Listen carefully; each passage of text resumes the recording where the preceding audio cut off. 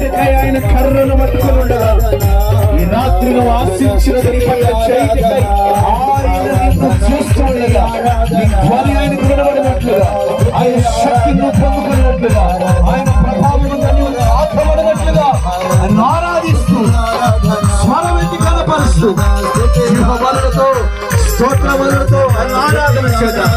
స్తుతి చెప్తూ స్తుతుల సింహాసనాసీనుడైన స్తుతుల మధ్యలో ఆసీనుడైన ఎక్కడ ఇద్దరు ముగ్గురు కూడి ఉంటారో వారి మధ్యలో ఉంటారని చెప్పారు దేవుడు. ఆయన ఈ రాత్రి మన మధ్యలో ఉన్నారు. ఆయన ఈ రాత్రి ఆయన మన మధ్యలో ఉన్నారు. ఆయన తాకుతున్నారు. ఆయన నిన్ను ముడుతున్నారు.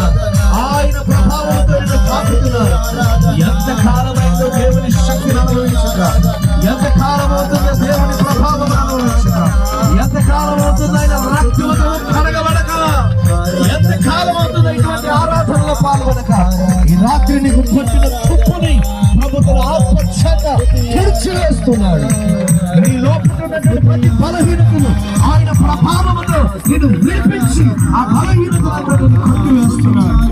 ఆరాధించు, ఆరాధించు. ఆరాధనకు యోగ్యుడు, నీ అక్కరను తీర్చువాడు, అల్ఫాయు ఒమేగాయు అయిన తండ్రి. ఈ ఆరాధనకు యోగ్యుడు ఆయనే.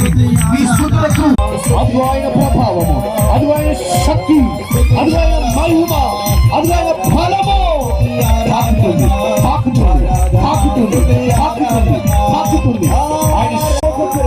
ఆయన మహిమ ఒక్కొక్కరిని కమ్ముకుంటుండగా ఆరాధన చేద్దాం, ఆరాధించుగా ఆత్మతో సత్యత ప్రభుని వేడుకుంటూ ప్రభు.